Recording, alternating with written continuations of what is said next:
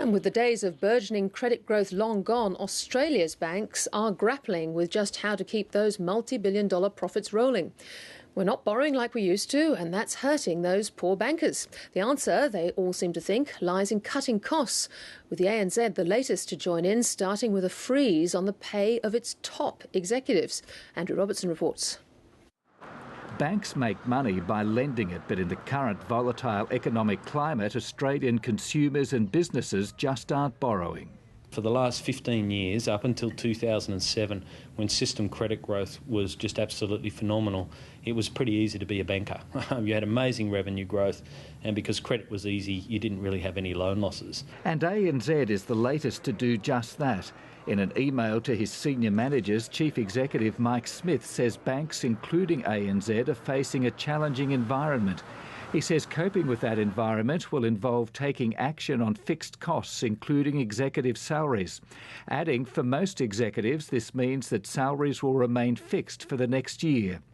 Long-time bank watcher Brett de Mesurier is not surprised. The others have already come to grips with the issue that income growth is going to be low. ANZ is just starting to appreciate that income growth is low, and that characteristic is here to stay for some time. Cost-cutting is something Commonwealth Bank boss Ralph Norris alluded to at the bank's most recent full-year profit result, but he said axing large numbers of jobs was not part of his strategy. I'm not a great believer in, making announcements of several thousand people being made redundant, etc.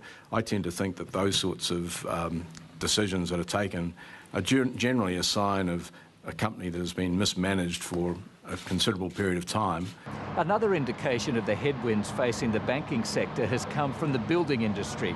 More than 60% of bank lending is for housing, but according to a new survey from Master Builders Australia, conditions in home building are going from bad to worse. Master Builders Australia Chief Economist Peter Jones says the banks have contributed significantly to that situation. It was really the double whammy in November of the Reserve Bank interest rates coupled with the increases by the major commercial banks. So that really knocked the stuffing out of the industry, and it meant that we couldn't see a revival of private sector demand to replace the public sector stimulus activity that was propping up the industry. BBY's Brett de Mesurier says without a revival of that private sector demand, a return to solid bank profit growth won't happen.